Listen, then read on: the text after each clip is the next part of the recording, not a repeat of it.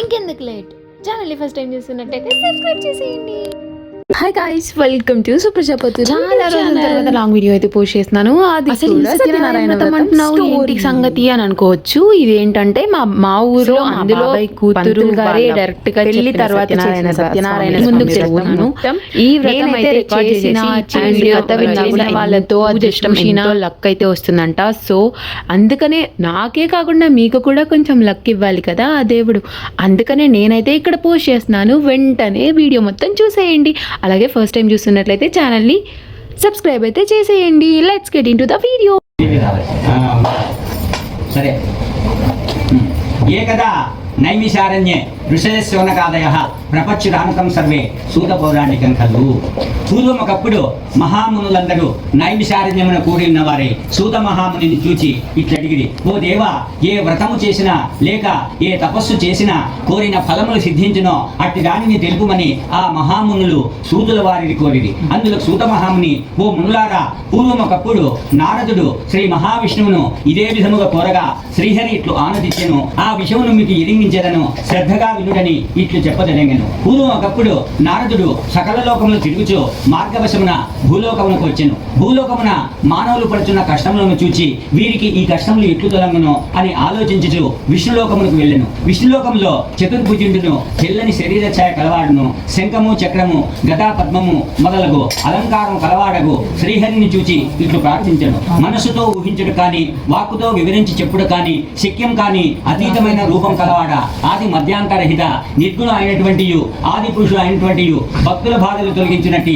శ్రీమన్నారాయణ నీకు భక్తితో నమస్కరించుచున్నానని వేడుకొనెను. శ్రీహరి ఆ స్తోత్రం వినినవాడై నారద మహామునితో ఇట్లనెను, ఓ నారద మహాముని, నీ వచ్చిన కారణమేమి, నీ కోరిక తీర్చేదను చెప్పుమని పలికెను. అందులో నారదుడు శ్రీ మహావిష్ణువును చూచి, ఓ జగదర్శక, భూలోకమున మానవులు నానా యుద్ధలను పుట్టించు నానావిధ కష్టములు అనుభవించుతున్నారు. వాడు ఆ కష్టములు ఎత్తుదలంగును అందుకు ఏదైనా ఉపాయం తెలిపి అనుగ్రహింపవే అని ప్రార్థించను. అందులో శ్రీహరి ఇట్లు చెప్పదనగా, నారద మహాముని, నీవు లోకహితార్థమై చక్కని విషయం అడిగితివి. అందులో ఒక వ్రతం కలది, అది సత్యనారాయణ వ్రతము. ఆ వ్రతమును భక్తి శ్రద్ధలతో ఆచరించే వారు ఇహలోకమున సకలైశ్వరును పొందిన వారే పరమున మోక్షమును పొందుదురు. అది విని నారదుడు మళ్ళీ ఇట్లా అడుగుతున్నాడు, ఓ దామోదర, ఆ వ్రతం ఆచరించడం వలన ఏమి ఫలితం కలుగును?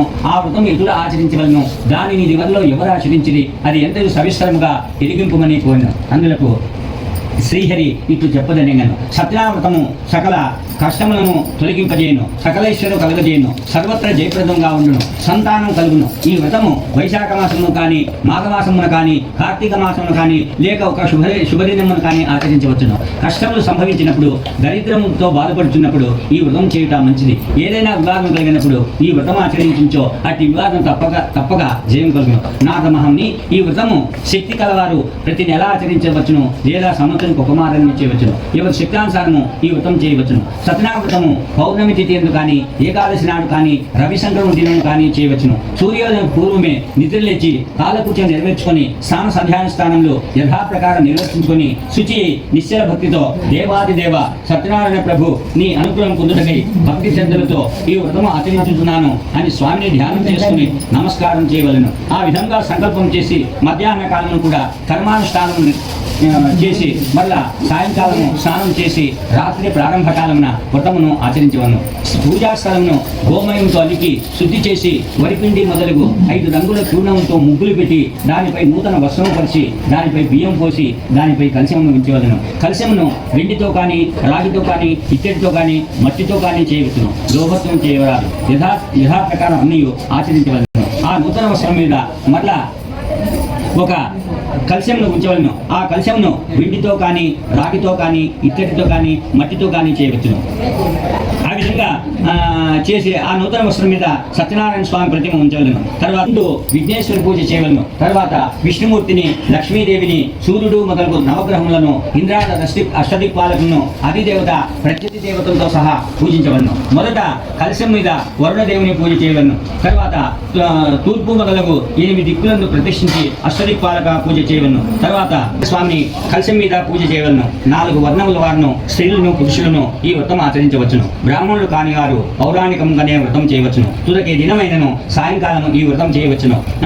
ఈ వ్రతం చేయవారు బ్రాహ్మణులను బంధువులను పిలుచుకుని వచ్చి పూజ చేయవలను. అరటి పండ్లు, ఆవు నెయ్యి, ఆవు పాలు, గోధుమ నూక, అది లేనిచో బియ్యపు నూక, చక్కెర లేనిచో బెల్లము, ఇవన్నీ సమానముగా అనగా సేరు పావు చొప్పున చేర్చి ప్రసాదం తయారు చేసి స్వామికి నివేదన చేయవలను. ఆ విధంగా నైవేద్యములు జరిగించిన పిమ్మట బ్రాహ్మణులకు యథాశక్తి దక్షిణ ఇచ్చి కథ శ్రద్ధగా విని బంధువులతోటను బ్రాహ్మణులతోటను కలిసి భోజనం చేయవలను. సత్యనారాయణ స్వామికి ప్రీతిగా నృత్య గీతాదిని జరిగించవలను. భూలోకమున కలియునందు ఇష్టకామితాటపడుటకు మిక్కిలి సులభమైన మార్గము, కలిసిమీదైన మార్గం.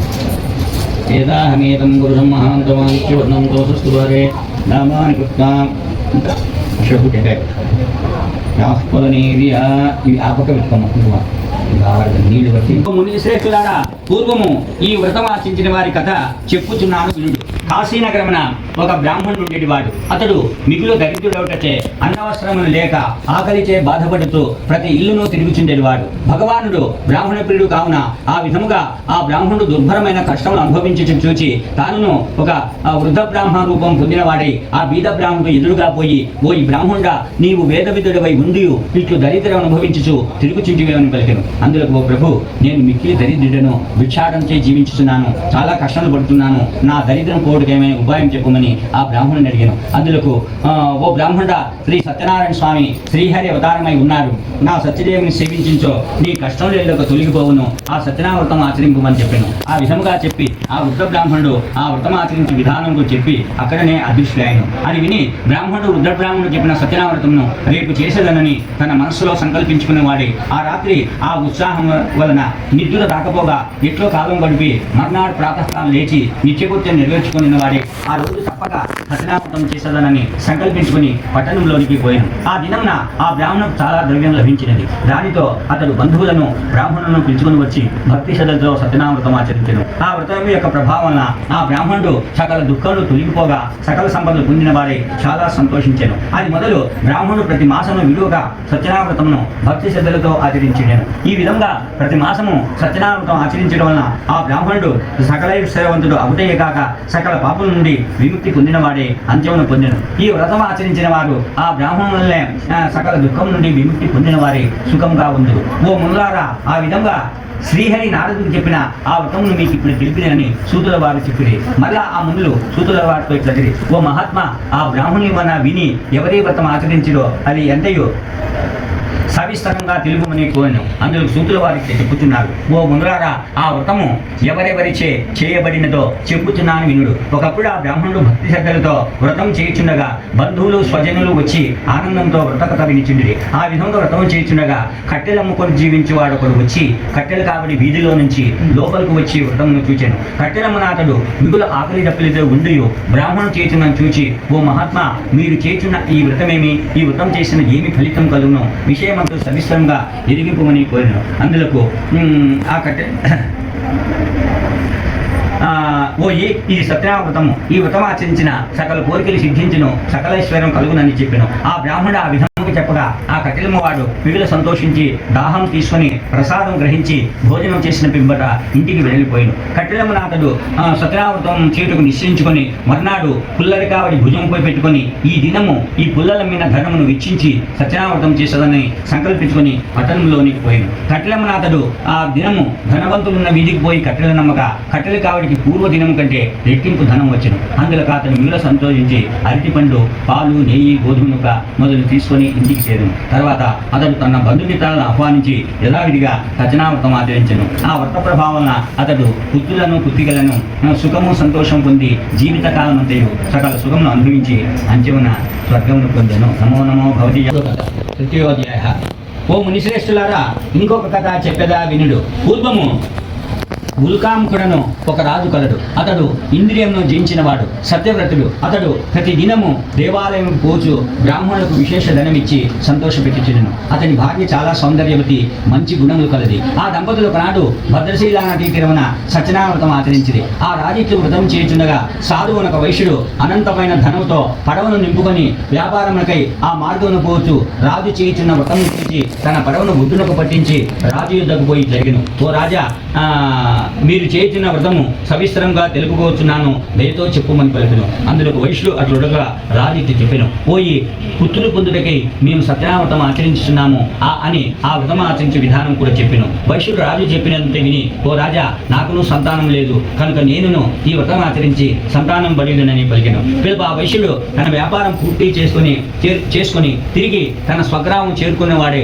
సత్యనావ్రత ప్రభావంను తన భార్య అయిన లీలావతికి చెప్పి ఆమె వినుచుండగా, నాకు సంతానం కలిగించో తప్పక ఈ వ్రతం ఆచరించదనని ప్రతిజ్ఞ చేశాను. తర్వాత ఒక దినమున లీలావతి ధర్మపరాయణై భర్తతో సుఖించి గర్భవతి అయి 10వ మాసమున ఒక కుమార్తెను కనెను. ఆ వైశ్య దంపతులు తమ కుమార్తెకు కళావతిని పేరు పెట్టి అల్లారు ముద్దుగా పెంచింది. ఆ కళావతి శుక్లపక్ష చెందిన వలె దినదిన ప్రవర్తమానం వచ్చిండెను. అప్పుడు లీలావతి భర్తను చూచి, నాక మనకు సంతానం కలిగించో సత్యనావ్రతం చేసేదని ప్రతిజ్ఞ చేసిరి కదా, మనకు సంతానం కలిగినది వ్రతం చేయడం చెప్పాను. అందులో కాదడు అమ్మాయి వివాహ కాలంలో వ్రతం చేసేదను అని సమాధానపరిచి వ్యాపారంకై పట్టణంలోకి పోయి తర్వాత కొంతకాలంలో కళావతికి యుక్త వయసు వచ్చుట చూచి ఒక దూతను పిలిచి, నీవు పోయి అమ్మాయికి తగిన వదిని వెతికి చూసి తీసుకుని రమ్మని చెప్పి పంపాను. సాధు అని వైశ్యుడు అట్లు చెప్పగా ఆ దూత తోడనే కాంచన నగరం పోయి యువకుడైన ఒక వైశ్యకుమారుని తీసుకొని వచ్చాను. అతడు ఆ నివిధంలా తన కుమార్తెకి తగిన వాడుగా ఉండుట చూచి ఆ వైశ్యుడు కుమార్తెను వైశ్యకుమారునికి ఇచ్చి మహావైభవంగా పెళ్లి చేశాను. ఆ ఆనందంలో ఉండి వైశ్యుడు ఆ శ్రీ సత్యనావ్రతం విషయము మర్చిపోయాను. అందులో సత్యనారాయణ స్వామికి ఆ వైశ్యుడిపై కోపం వచ్చాను. అప్పుడు వ్యాపారం బహు నిపుణుడైన ఆ వైశ్యుడు అల్లునితో కూడా వ్యాపార నిమిత్తం బయలుదేరి సముద్ర తీరంన గల రత్నసానుపురము అను పట్టణం పోయిను. ఆ రత్నసానుపురమును చంద్రకేతుడు మహారాజు పరిపాలించుచుండెను. సాధువు తన వ్రతం చేయుచుండ చూచి శ్రీ సత్యనారాయణ స్వామి కోపించిన వాడే అతనిని శపించెను. వీనికి దారుణమైన కఠిన దుఃఖములు కలుగుగాక అని చెప్పించింది. ఆ రాత్రి దొంగలు రాజుగారి ధనాగారం నుండి కొంత ధనం అపహరించి ఆ వర్తకులున్న చోటికి చేరుకుంది. రాజభటులు ఆ దొంగలను పట్టుకొట్టుకు నలుమూలను వెతుకుచూ తమ దగ్గరకు వచ్చి చూచి దొంగలు ఆ ధనమును వర్తకుల చెంత వదిలి పారిపోయింది. అప్పుడు రాజభటులు ధనం అక్కడ ఉండటం చూచి ఆ వైశ్యులే దొంగలని నిశ్చయించి వారిని కట్టి రాజు కడకు తీసుకుని పోయింది. భటులు రాజును చూచి, ప్రభు, ధనంతో కూడా చోరులను బట్టి తీసుకుని వచ్చి విచారించి తగిన శిక్ష విధించునని విన్నవించి రాజు ఏమీ విచారింపగా వీరిని తీసుకొని పోయి కారాగృహమున బంధించుడని ఆజ్ఞాపించను. భటులు వైశ్యులను తీసుకొని పోయి కారాగృహమున బంధించడి. ఎంత ప్రార్థించినను వారి మాట వినివారు లేకపోయి ఇంకను ఆ చంద్రకేతు మహారాజు ఆ వైశ్యుల పడవైన ఘనమంతయు తన ఆధీనం కావించుకునేను. మరియు సత్యనారాయణ స్వామి శాపం వల్ల ఆ వైశ్యుని యొక్క భార్యయు కుమార్తెయు అనేక విధంగా దుఃఖించుతుంది. వారందరూ అట్లు దుఃఖించుచుండా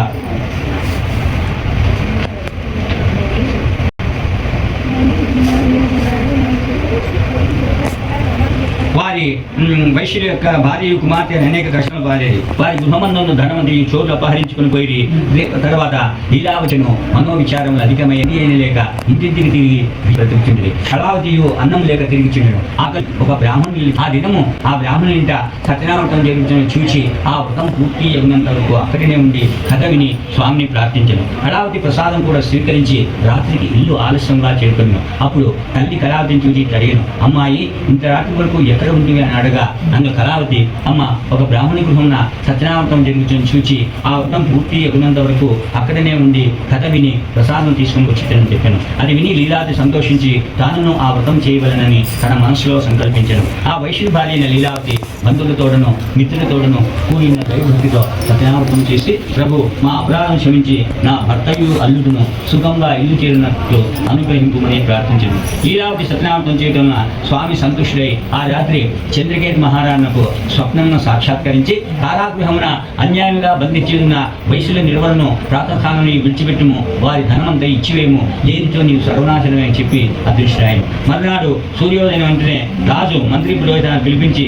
సభ చేసి రాత్రి తనకు వచ్చిన కళ సభలోని వారందరికీ చెప్పి వారు వినుచుండగా వెంటనే ఆ వైశ్యులను బంధ విముక్తులను చేసి తీసుకుని రమ్మని చెప్పి పొందాను. భటులు వెంటనే వారిని చెర నుండి బయటికి తీసి రాజు కడకు తీసుకుని వచ్చారు. ఆ వైశ్యులు రాజుకు నమస్కరించి రాజు తమకు ఇంకను ఎట్టి శిక్ష విధించిన భయభ్రాంతులై ఉండి అప్పుడు రాజు వైశ్యులను చూచి, పోయి దైవ ప్రాతిక వలన మీకు ఇట్టి బాధలు కలిగను, మీకు భయం లేదు, మిమ్మల్ని విడిచిపుచ్చుతున్నాను అని చెప్పి రాజు వారికి శురాధికం చేయించి కట్టుకుంటకు నూతన వస్త్రం సంతోషపెట్టాను. రాజు ఇంకను వారిని అనేక విధములు గౌరవించి తాను స్వాధీనం చేసుకున్న దానికి రెట్టింపు ధనమిచ్చి సంతోషపెట్టాను. ఇంకను ఆ చంద్రకేతు మహారాజు వారిని ఆదరంతో ఇక సుగంగా మీరు ఇంటికి పోవచ్చని చెప్పింది. వైశ్యుడు రాజుకు నమస్కరించి అనేక విధములు కొనియాడి తమ దారిని వెడలిపోయి నమస్కారం చేసుకోండి.